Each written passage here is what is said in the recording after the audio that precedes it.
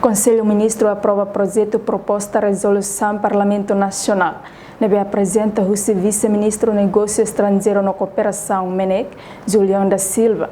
No vice-primeira-ministra, no ministra Solidariedade Social e Inclusão, Armanda Berta dos Santos, e a Palácio Governo dele. Quarta-feira, semana e a Palácio Governo dele, Ministro Presidencial Conselho Ministro Fidelis Manuel Leite Magalhães Hateten, durante a reunião ordinária Conselho Ministro, aprova resolução Parlamento para a Convenção Multilateral Segurança Social, UCI Comunidade Língua Portuguesa CPLP, no Convenção entre a República Democrática Timor-Leste e a República Portuguesa, com a segurança social nebe harruca para Parlamento Nacional, a tua aprova a Convenção Rouanet.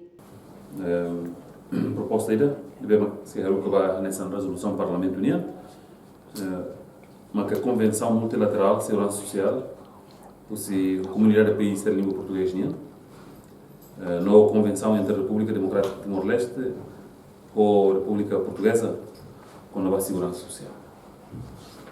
Temos que para o Parlamento Nacional, por isso ele aprova ou ratifica a Convenção Rouanet. A Convenção Rouanet é importante que teve, ele garante proteção social para cidadãos Timor-Leste, aqui em Portugal, não vai vice-versa. Os portugueses de seguida, o colega Moalem português, ele vai manter e Timor. Então, ele não forma ser de cada contribuição ser que ser halo e Timor, se no fim se suramos em Portugal. E contribuição de bem halo em Portugal, se suramos em Timor. Então, ele é importante, também.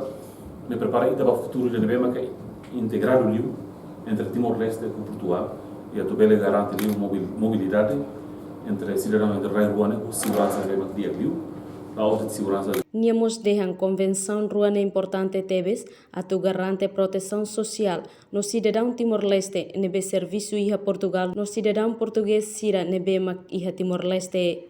A reportagem Sabina Sansa, Marquita da Silva, Televisão Timor-Post.